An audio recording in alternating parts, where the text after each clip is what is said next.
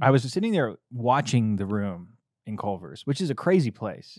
It was wild. It felt like I was stepping into a, like, you know how in Back to the Future when they go back in time and everybody's at the soda jerk? It feels like that. Like at a Culver's on a Sunday night, it's like everybody's out. You know, people are sitting down. You got families. Yeah. You know, kids being rambunctious. I was like, wow. It was like all diverse. It was something out of a like out of a 90s movie or Culver's something. brings people together. Culver's has the same kind of like regional strength as something like In-N-Out, but it's got like the wholesome vibe that's attached to Chick-fil-A without any of the baggage attached to Chick-fil-A. I feel like Culver's is like it's sort of an In-N-Out-esque place, but I never have felt anybody be militant about it. No, everybody's just like chill about how excited they are about Culver's. I don't know if the food is that good. I don't think it is, no. It's pretty good.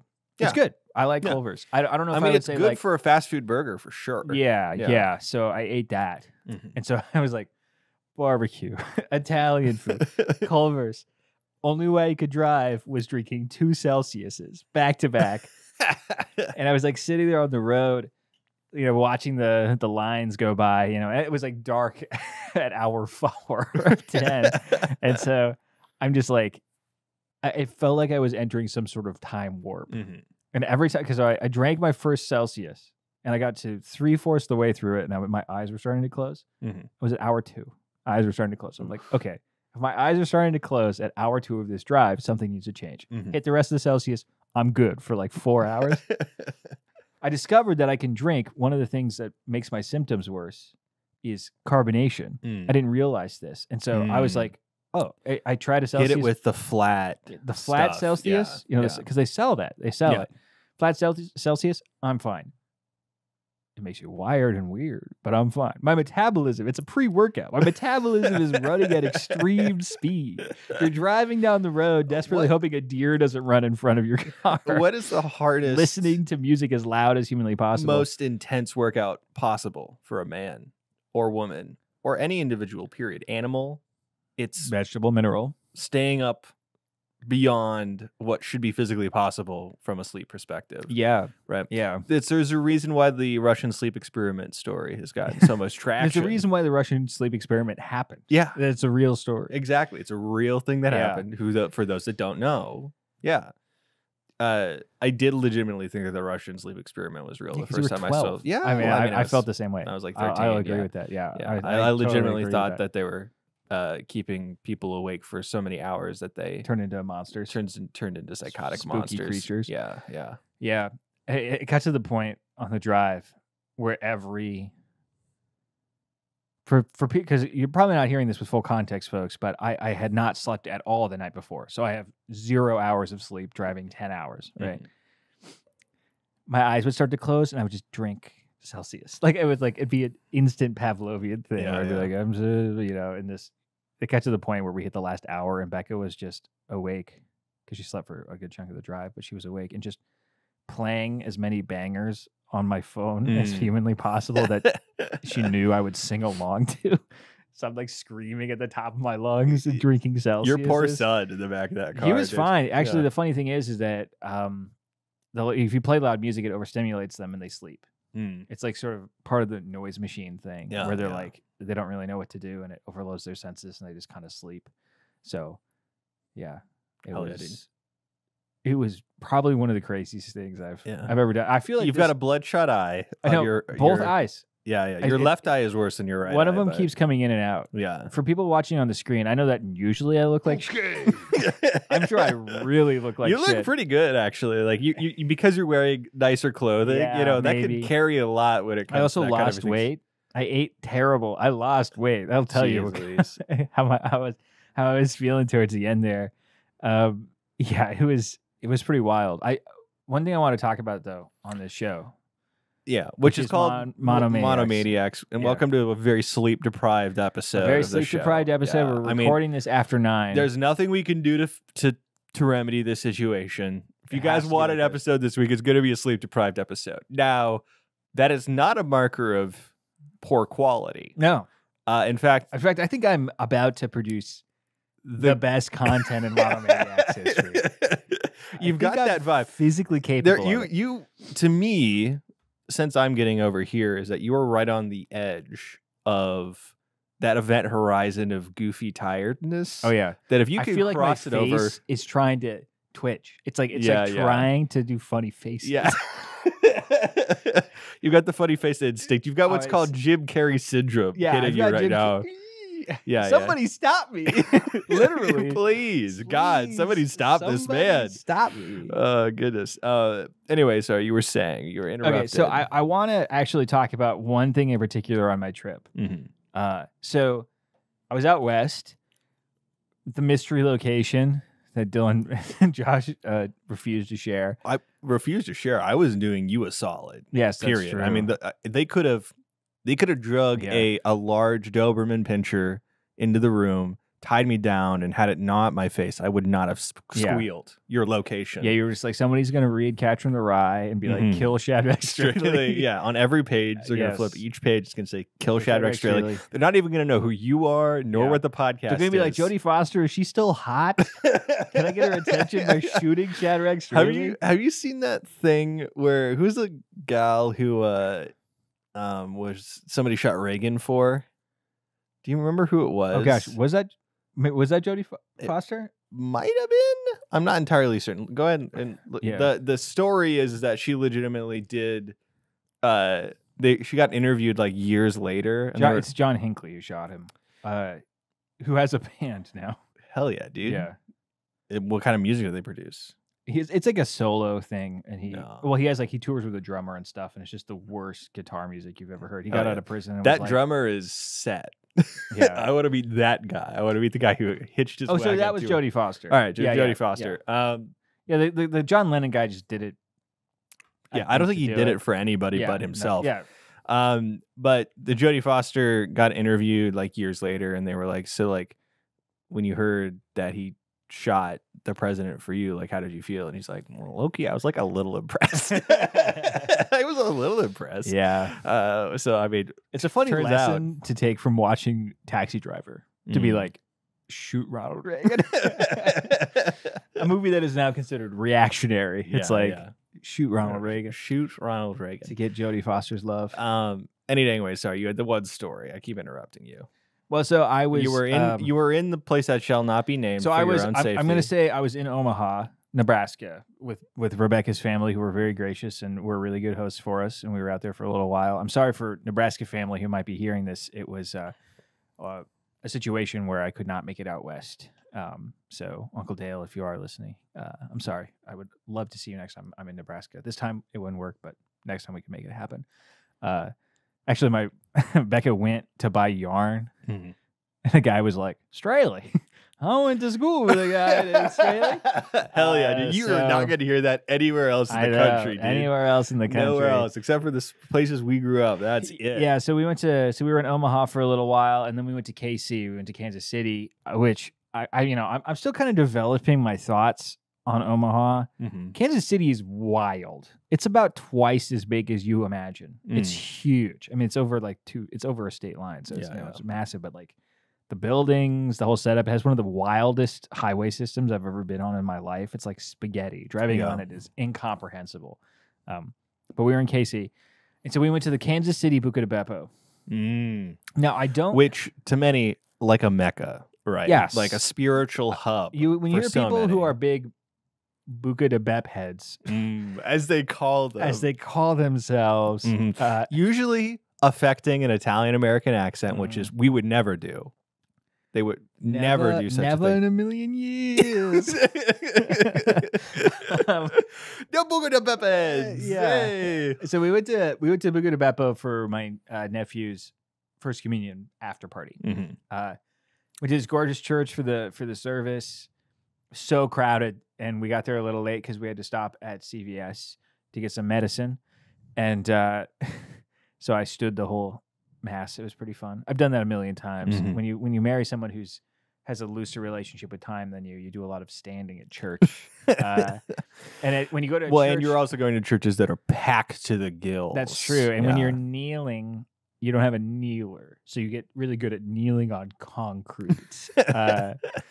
Your kneecaps. We were late to Easter Mass. Yeah. And gosh, rough. well, it's not. A long. It wasn't like vigil.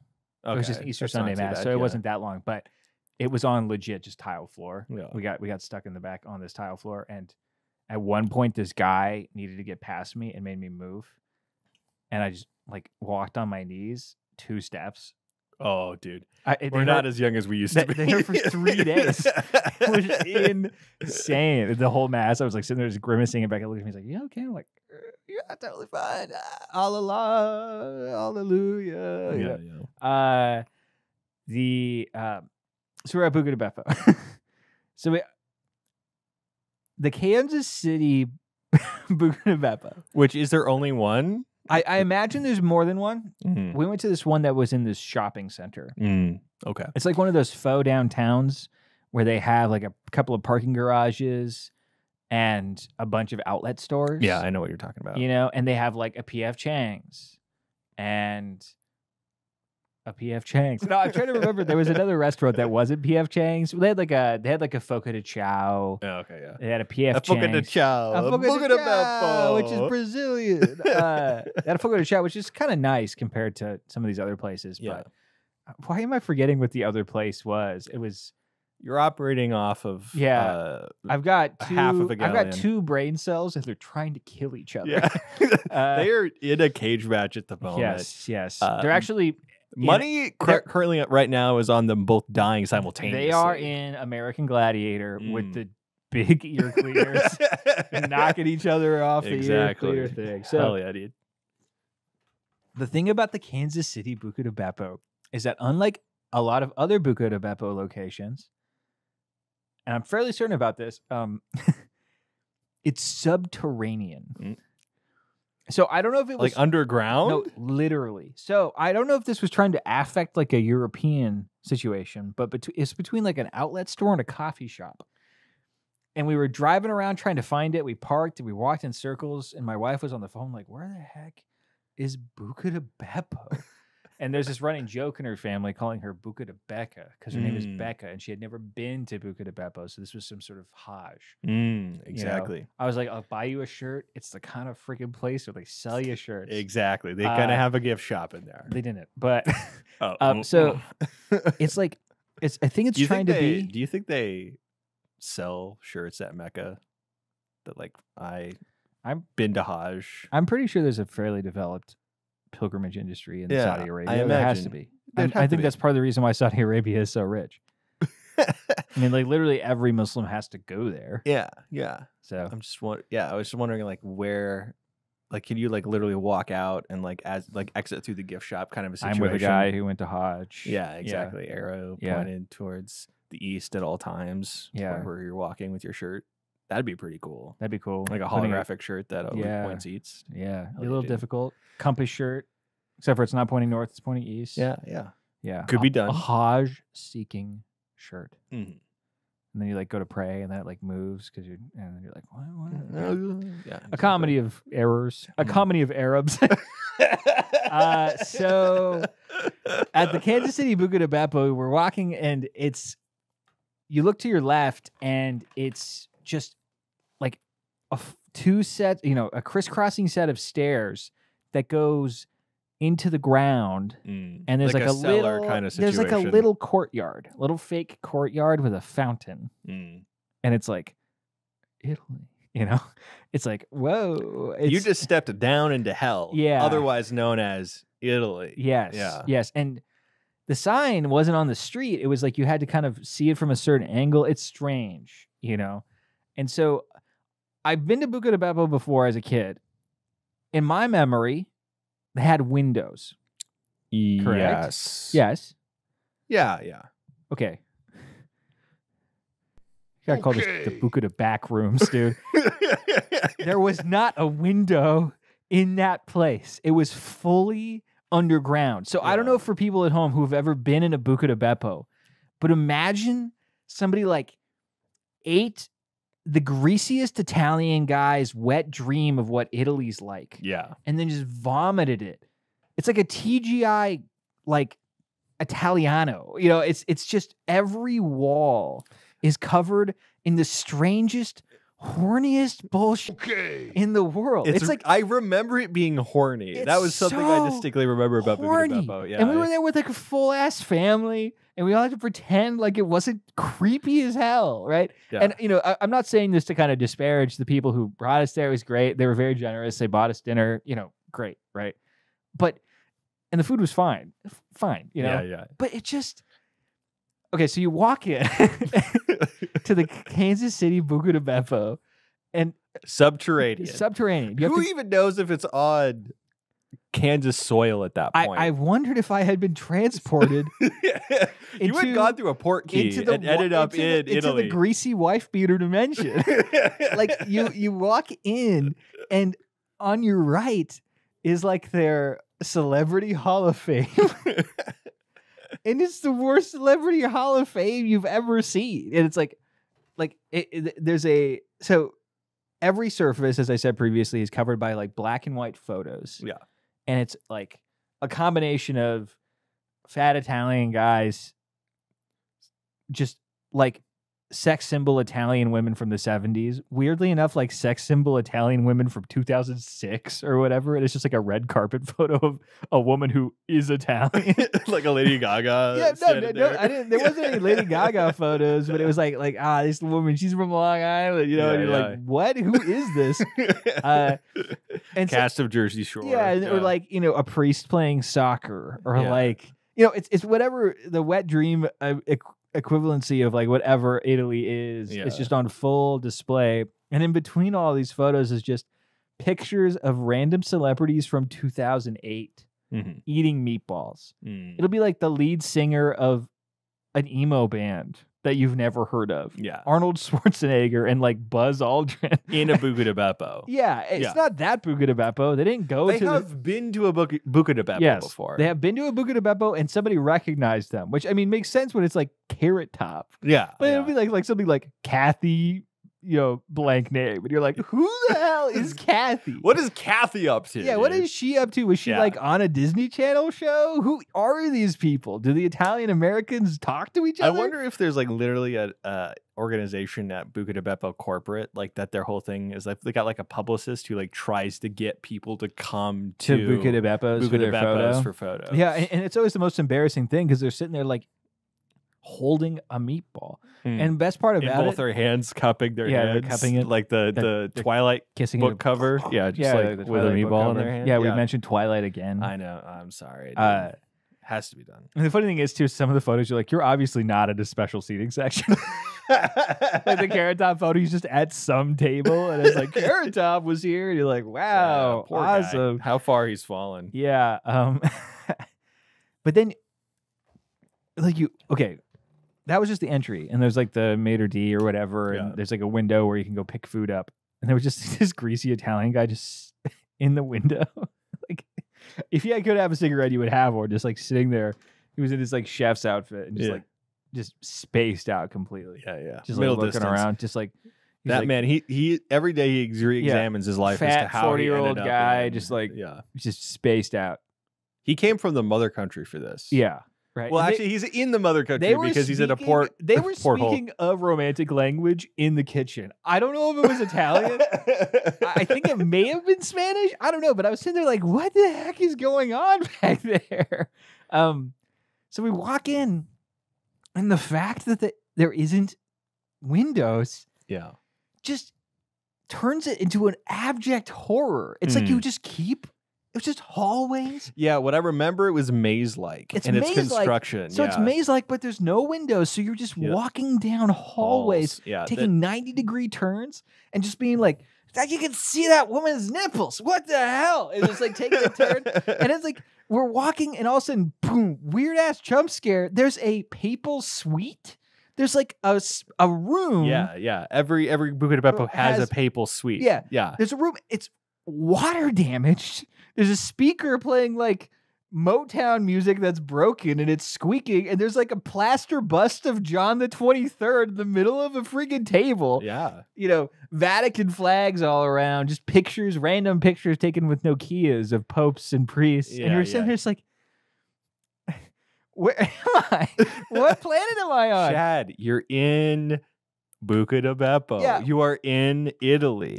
It's hard. Transferred. It's hard for me to communicate just how terrifying this is, though, when there's no way out. Yeah. And there's only one exit and one set of bathrooms. And so you're there and you get this like strange fight or flight because you're, like the woman took us all the way back to where the bathrooms were. They don't have like separate rooms for parties, but they just took us to one of the bigger tables.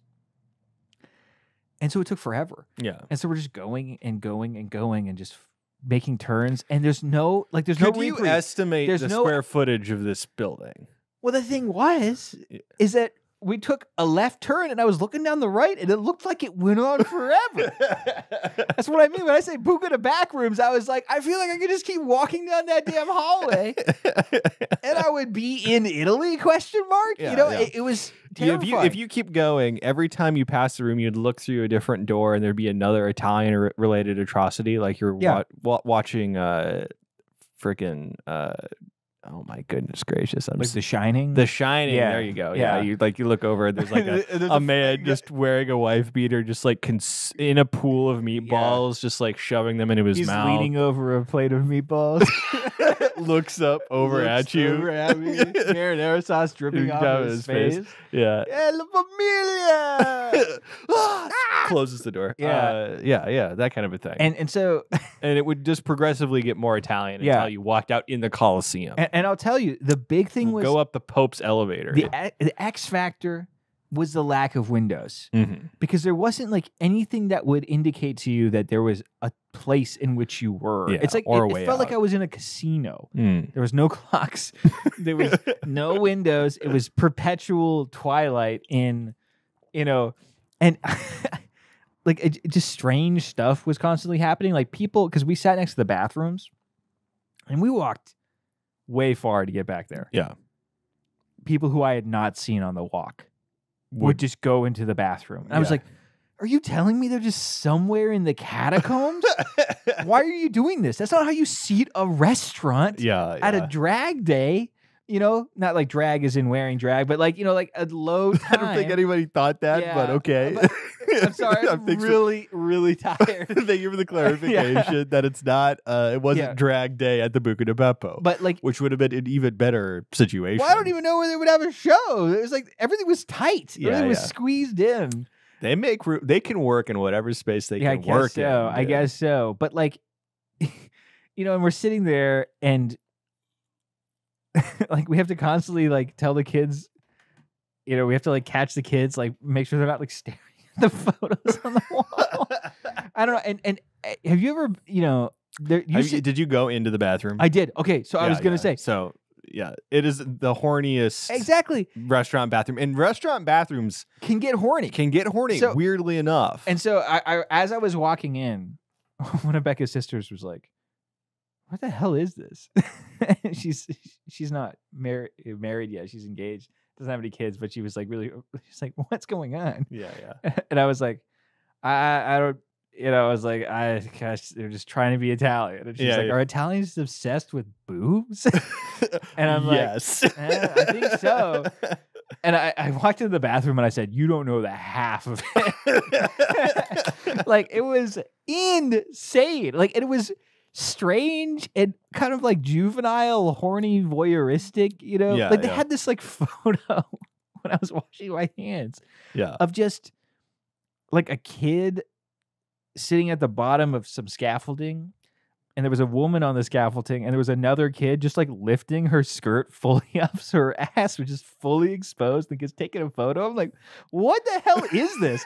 And then like I'm at the urinal. Hey, it's fun. It's cute. It's funny. It's boys cute. Being boys. Oh, man, the boys are just being boys. And I'm like, why is this still? Like I'm not a prude or anything, but I'm like, why is this in a family quote unquote restaurant that has chains all over? Like, how the hell are they getting away with this? And I'm like peeing at the urinal and I look up and there's just like a full ass just shot of some random lady. Yeah. Just enjoying Italy, whose shorts were too short and you could like see the bottom of her butt or whatever. But it's like, that's just some lady. Yeah. Like this wasn't a staged photo. It's just some lady. Like, you just took a photo of some lady and put her up on this urinal? And what? I'm supposed to be like, I love it. You're at Buca di Beppo, dude. What you should, the ideal platonic situation is you have another person in the urinal next to you that you can both acknowledge the fact that you can, that the lady that you're looking at is hot while you're pissing. Right? That's the goal. It's just I was just astounded the whole time. And then, I'm like, I'm sleep deprived because at that point, I had not slept in like, over 30 something hours. And so I'm walking around just like, I feel like I'm in a fun house, but it's the greasiest fun house. You touch a mirror and it comes off with you. You know what I mean? Yeah. And and I just kind of started to create a fiction in my brain as I was driving from KC back to Hillsdale of just what if it was the Buca di Backrooms? Like, what kind of horrors would it come up as you continue to walk deeper and deeper into the sanctum of Buca di Beppo? Because one thing that they do is they repeat photos. And because there's no windows, I imagine it's especially difficult for the interior decorating team.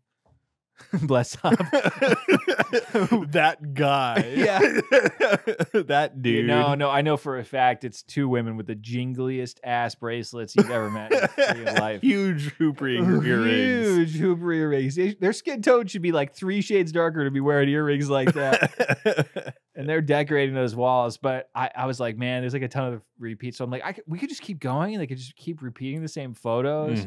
Like it felt weird. Like, how it would be if it was a backroom situation is that it would be like one photo in particular, whichever was the most like disconcertingly horny one would start. There was a lot that just had an aura. That disconcerting horny aura. And that one would start to repeat more and more often until the walls were nothing but that photo as you kept going. I went, my mother-in-law left her purse deep in the bowels. No, in the entrance. And like I had to go alone to go pick it up and just like grabbing it and then walking back and then just being hit with just like, just calm the hell down. Just on my way back. Oh shit. It's like, I don't know. It's like, and it's not, I don't know who it's for other than just like your creepy uncle. Like you're like, hey, check that out. You're like, I mean, man. Like I feel the sorry. It's not artistic. It's not. It's just full on. It's voyeuristic, as you mentioned. It's horny. It's just it's like I'm trying to eat some friggin' spaghetti. Well, some people like dinner at a show. Sometimes people go to the strip club for the breakfast buffet. I mean, Parks and Rec did that bit. But that being said, to bring in my own experiences, that's one thing I distinctly remember being a very young kid in a Buca di Beppo. Because I think the last time I was in a Buca di Beppo, I was probably in, I think like 8th grade. Elementary school. Yeah. Maybe a little older. We were like 7th grade. And no, I don't know about 7th grade. I'd say closer to 6th. But that being said, like the uncomfortableness I felt with the fact that like I had to like struggle with how sexualized everything was around me as a kid, right? And if that's like as a kid, if that's what's being, if that's the aura of the situation, that's a problem. Me. It made me like kind of, I don't know. It created this weird sense of anti-Italian American like resentment. It radicalized you. It sort of, and I have nothing against Italian Americans, but I was like, what kind of base display is this? I was funny. My son was cold, so I had to go walk to the parking garage and grab him a coat. And on my way back, there was this guy who obviously was there for lunch, who was just sitting at the bar by himself, eating a plate of spaghetti and some bread and watching a YouTube video as loud as possible on his phone. That's the worst. And he was laughing along to it. And I was like, where am I? It's like, what planet am I on? Any idea what kind of video it was? I don't know. It was like, I've got a great story for you, by the way. Oh, really? Yeah. Okay. So I had no idea. It was like, it sounded like some guy like doing like some comedy sketches and stuff. The guy was laughing really loud. Was this man an Italian American? No, he was black. Okay. Yep. All right. It just would have been funny if he was Italian. Which, depending on what Italian you asked, it'd be like, we got something in common. Don't we, this guy? We like the ladies. No, they would be like, we're both equally oppressed. True. The Italian Americans. A real Italian American. Yeah. They got it easy compared to the way we got it. I'm sure that's the kind of guy who decorated that freaking place. Yeah, dude. exactly. Yeah. Anyway, my wife and I went to a Mediterranean restaurant in Lansing, I believe. Yeah, it was in Lansing. It was good. It was a good place. I don't remember its name, but we'll definitely go back there again. But when we first got there, they were too busy, and so we had to like sit at the bar while we were waiting for a table. And we sat next to these guys, two dudes, Saturday, both like in their 40s. And I swear to God, I don't know 100% if this is true. But you swear to God. I know. I did swear to God. Which is a sin. I know. Let me rephrase that. I'm pretty dang sure. Okay. Equally gravity. Yeah. A lot, the same level of gravity. I'm pretty dang sure that one of the guys was showing the other dude footage of just a really ripped guy at a gay pride parade who was just walking down the street. And they were both like laughing and talking about this really buff guy at a gay pride parade. And it was for like 15 minutes. Well, what kind of things were they talking about? Unbroken. Were they like, look at this guy's pecs? Or were they they were like, isn't it funny that this guy's at a gay pride parade? Or I what? was literally, at that moment, I was like trying to disconnect. I was like, I am sitting directly next to these people. I cannot be listening into this conversation and also talking to my wife at the same time. Yeah. Especially when things are like this wacky, right? Like I cannot do this. But from what I understand, it was like, isn't this cool? Like that was the vibe I was getting. Like, isn't this funny? Ha ha ha ha. Funny. But like, isn't it pretty cool that this is happening? It was sort of the vibe. And again, it was 15 minutes. I'm not joshing that. And from what I understand, off the scant amount of footage that I saw, it was one unbroken shot of the guy just walking down the street. They were following them walking, and it was a front-on shot. So somebody was walking with a camera backwards as this guy was just walking down the street for 15 minutes. Good stuff. Good content. Apparently. People who do that kind of thing in a public location, and I'm not saying express gay pride, be attracted to men, none of that. Watch YouTube videos with the volume on in a public place like a bar. That should be punishable by death. That is my opinion. Wow. Yeah. You should be shot in the streets for that one. Okay, well, that sounds like disparate impact a little bit. I don't know what you're talking about. That seems perfectly rational to me. Okay. Yeah. All right. Yeah. All right. Yeah. Imagine if somebody was sitting next to that guy at the bar at the Buca di Beppo just tried to have lunch.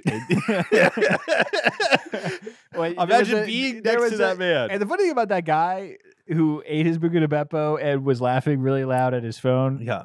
He was there for like 5 minutes. He ate a third of his plate of spaghetti and left.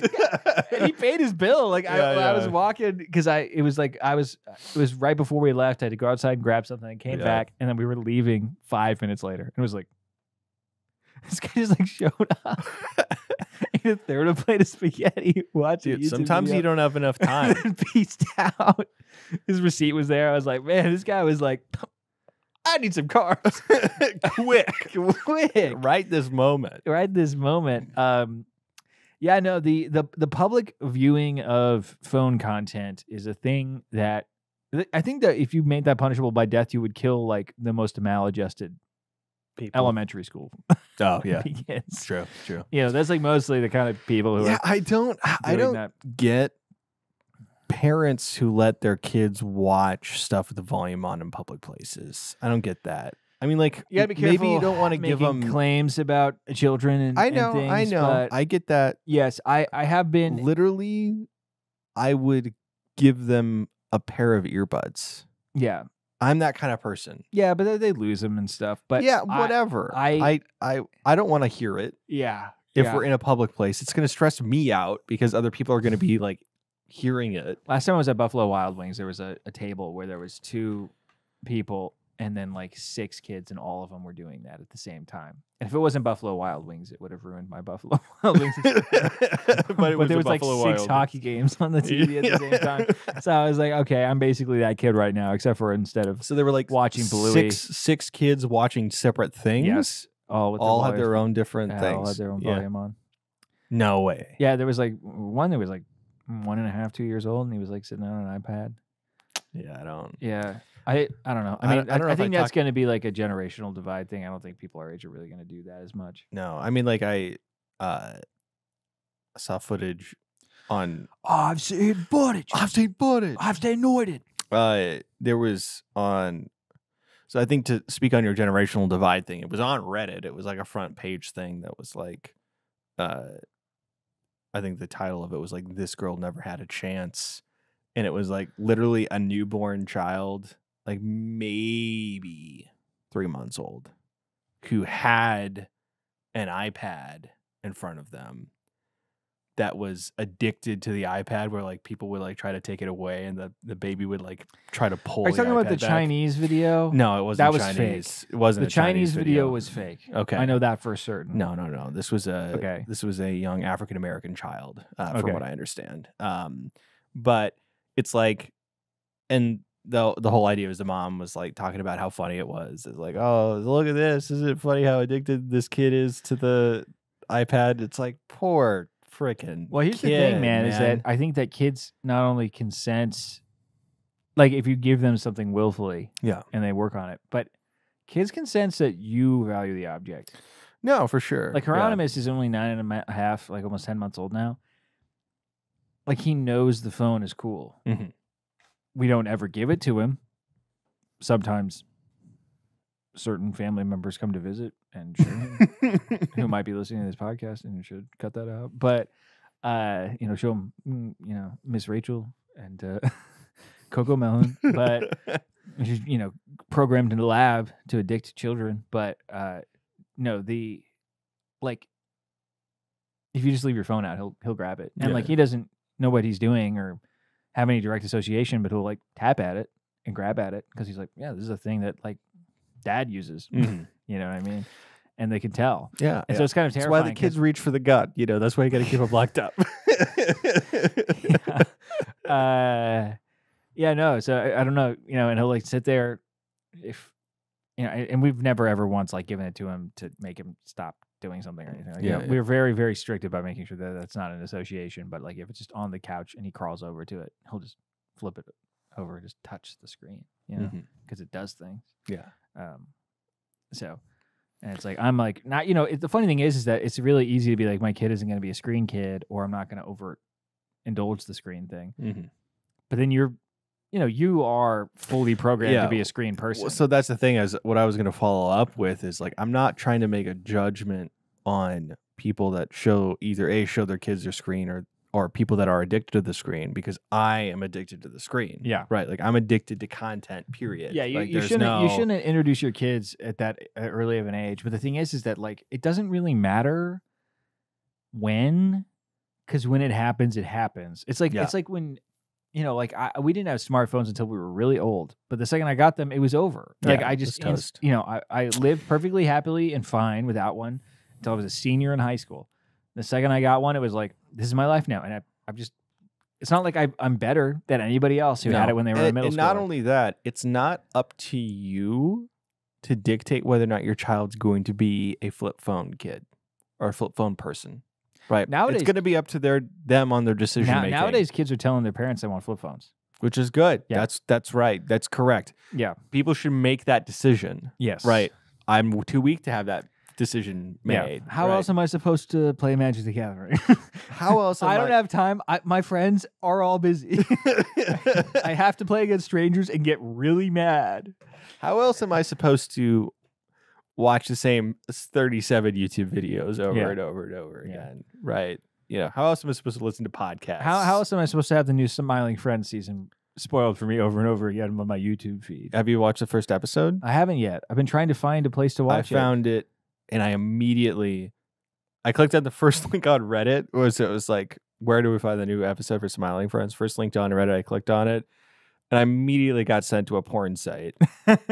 On one window on my phone, and the other window was the video. And then I clicked it, and then it sent me to another porn site. Exited out of that one, came back in, and then I could watch the video. Yeah. And the number one comment on that Reddit post was, "This literally gave me a virus the second I clicked on it." So, it's hard to find right now. Yeah. I don't even know how people got it. Like, because they ripped it. They're making YouTube videos with it. I think it was on. It was on Adult Swim when they did the April Fool's joke where they redid all the episodes, or like 4 or 5 of them as puppets. 3 of them. Yeah. At the end of it, I think they just played the first episode. Okay. And the thing is, now it's like a meme. And people love it, and I'm like, how the hell am I supposed to watch it? I wasn't there for the. You gotta, like me, you gotta risk the Dragon's Den. I know. Well, the thing is, I tried to risk the Dragon's Den, and all of those have been taken down now. There was a rip on Twitter, and I click on it. It's like video is taken down. It's like, okay, yeah, all right. Outside of that, I will say, pretty good. I don't know why everybody thinks the Gizmo thing is super funny. The Gwimbly thing, yeah. It's good, but it's not people are blowing smoke. Yeah, I think for that show. I mean, it's a good show, but it's not as good as people say it is. Zach's super duper funny. The show is good. It's not like just because they released one episode of the second season doesn't mean everybody's gotta. We're gonna enter into a state like we did with Rick and Morty. We do not want to be in that state again. Guys, chill. I don't think Zach Hadel's got that in him. I think he's too. He's too jaded. I think he's too jaded to let that happen. Yeah. Well, I don't know. Maybe they sell it and they make a ton of money and they move on. I mean, he's a smart guy, but part of me is like, I don't know. The one thing that I was thinking about was, I think that shows have become self-referential too fast. Because the dialogue around television is so saturated that a lot of the work that a show would traditionally have to do in order to get you to love its characters or to get you to kind of like move in a certain direction. People are already fan cannoning. They're already fan cannoning it and making it happen. So like, there's like episodes even the first season that kind of undermine the premise. And you're like, can we just get like a season or two where we just do the premise? It's like we don't need to do. But that's the point of Smiling Friends, is that it doesn't adhere to the premise, right? Like it did the first episode and never really did it. But I feel like that's like 90% of shows now, where it's like the pilot is the only show episode that actually follows the formula that they sold the show off of. Yeah. Although from what I've seen of this new season episode, it has a fairly similar structure to one of the original episodes, but. That being said, I'm sorry you got spoiled for Smiling Friends season 2. Well, yeah, like half the jokes are memes now, and they're all on YouTube. And literally, like, the fact that now that it has the autoplay function, it's like the fact that I even knew the Mr. Millipede died, the fentanyl crisis joke. I was like, that would have been so funny. That's it. I'll say it. This country has a fentanyl crisis. I was like, that's hilarious. I wish I'd watched that. Yeah. No, I mean, like with the autoplay, it's like you can't not watch it. The first videos I saw were like Smiling Friends, but it's all this niche character from the first episode of the second season. Yeah, the reason I found out that the episode had been aired was I saw on YouTube, just in my algorithm, the post-credit scene from the second episode just appeared, and I was like, so I can find it somewhere, I guess. But like the fact that it's already people are like making meme. No, Know Your Meme did a video on Quimbley. It's like, what? I mean, good for those guys, because they deserve every level of coverage that they get. But like, what the hell, dude? What the hell? That's a sickness. I think Zach would say it's a sickness. Yeah, I think he would. I think he would. Well, it's like when you listen to those interviews, and he's like, people made all these like videos about the first season that were just lies. There's that viral one where it's like Newgrounds voice actors that are in it or whatever, and it's like, half those are just not true. Yeah, I mean, like the Spot a Fake fan, the fact that people thought that the devil in the first season was voiced by the angry video game nerd when it's obviously Zach Hadel doing a voice is just the most fake fan in the entire world, let me tell you. Yeah, they haven't watched as much Oni Plays as you have. Oh, if you have, brother, if you have. Things that are going on right now in the world. We survived. I'm so prepared for all of this. Hit me. Hit you? Yeah. Yeah. The eclipse happened today. Yeah. This is a post-eclipse episode. Did you watch it with the glasses? I did. Not with the glasses. I didn't have the glasses. I looked at the reflection in my phone. What, you bought the glasses? In Kansas City, because they were in like a big tub at the Hy-Vee where I had to go buy. In the Buca di Beppo. Buy Advil for the road trip. Yeah. And so I bought a couple, and then my wife was like, I tried to grab them when I packed all the stuff, and my wife was like, oh, I took those out and hid them in the car somewhere. And she was like, they're in the back of the blah, blah. And I was like, okay, I'm just not going to grab those. So I did what astrologers who meant to read the portents of this. Exactly. The celestial ballet. The celestial ballet. Yeah. What the physicist told you not to do, like cover the sun and then sort of try to catch its reflection. Yeah. That's what I did too. I for a second thought I'd like blinded yourself. Or, well, like, you know how they say like, oh yeah, this one lady, like I listened to an interview with this guy who was like, yeah, so I have, you know, he was a physicist and he was like, yeah, you know, just make sure that you wait until the totality hits and then look away before the totality ends, because I know someone who permanently burnt a crescent into her retina. And I was like, wow. And so I was doing the thing where I was like holding up my hand. And then I like sat down and I blinked, and then there was like a crescent in your eye. Yeah. Or there was like a blotch in my eyes. And I was like, it's over. Yeah.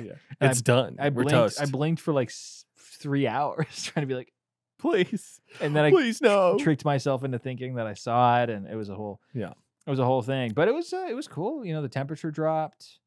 You know, it did really get pretty dark where Felt surreal in the downtown Jonesville. All the lights came on. You know, people's headlights turned on automatically, like that kind of a thing. That's pretty cool. Yeah. We're not in the path of totality. No, we were at 95%. We're pretty close. We're like an hour away from totality. Yeah. So it's cool. I liked it.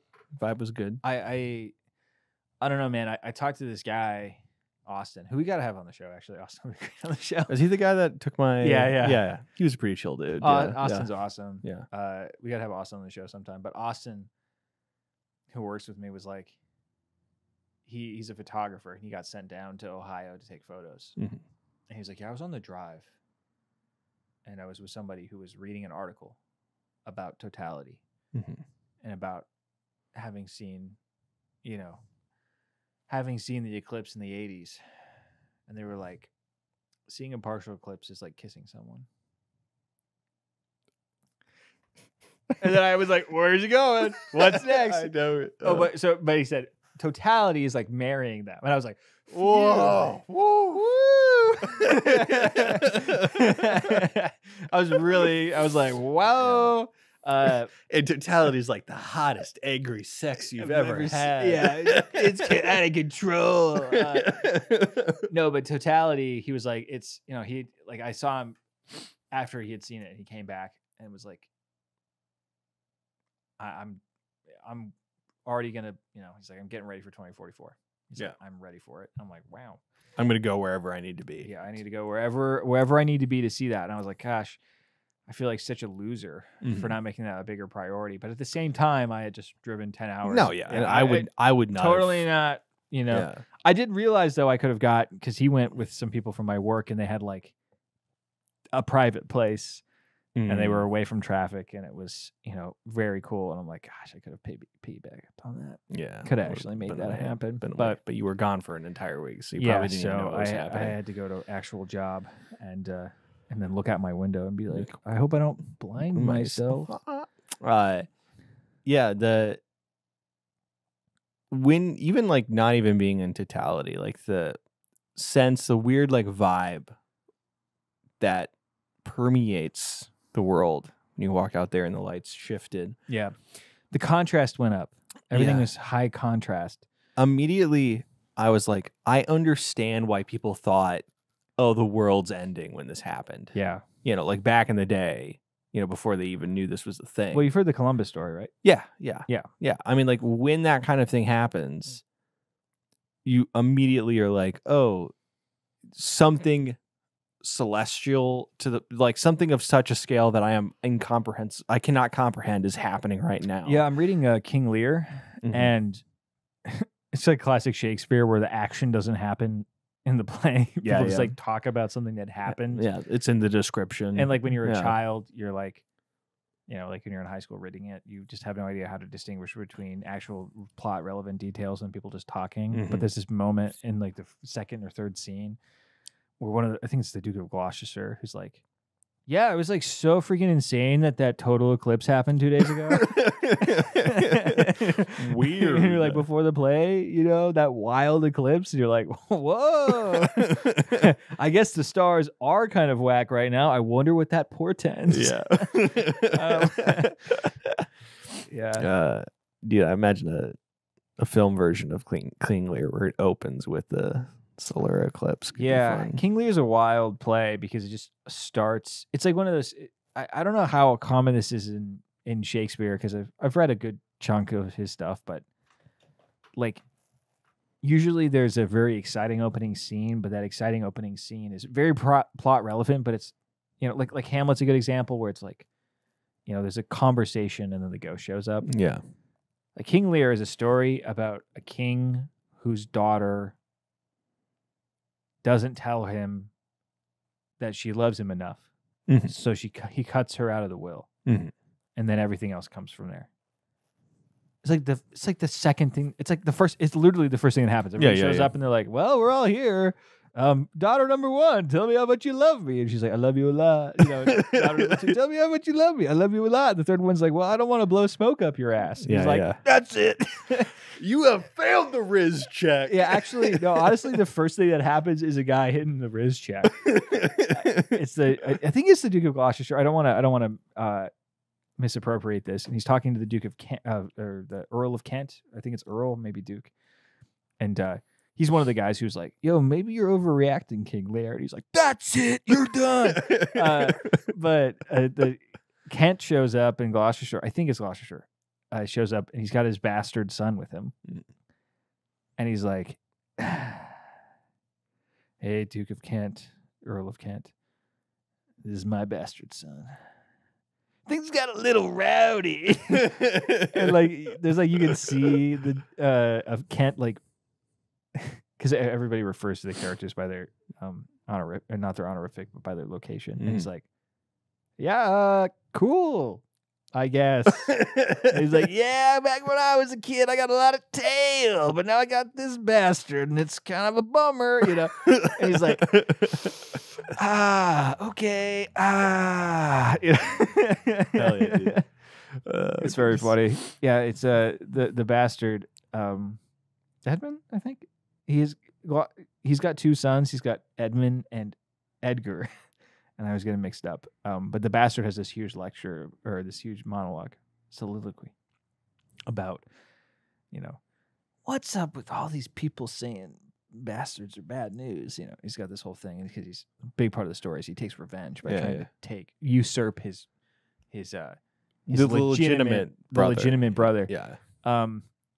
And I was reading this preface, and it was like, yeah, for a modern audience, like, this is a lot more, you know, sympathetic. Yeah. You gotta keep in mind, though, in Shakespeare's day, everybody would be like, "Boo. You are doomed to poverty, loser."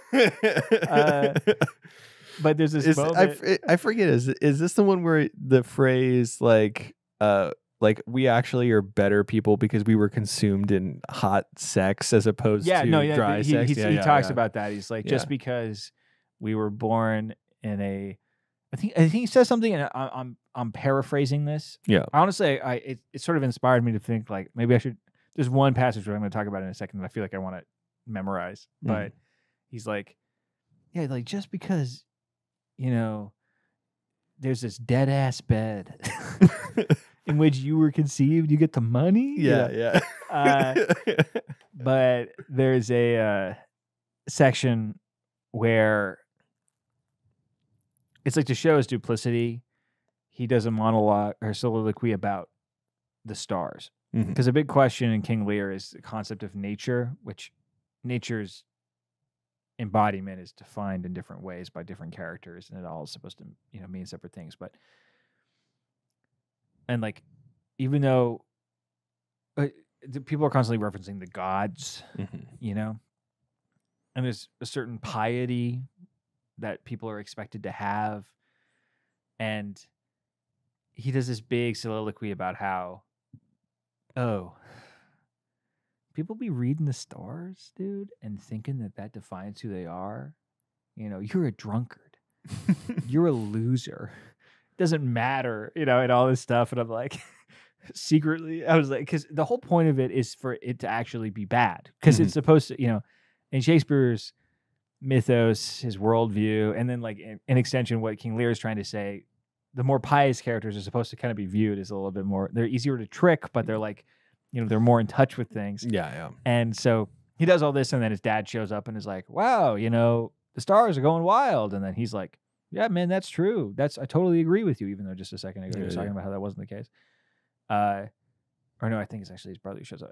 Regardless, I was listening to it, I was like, reading, I was like, based. Based alert.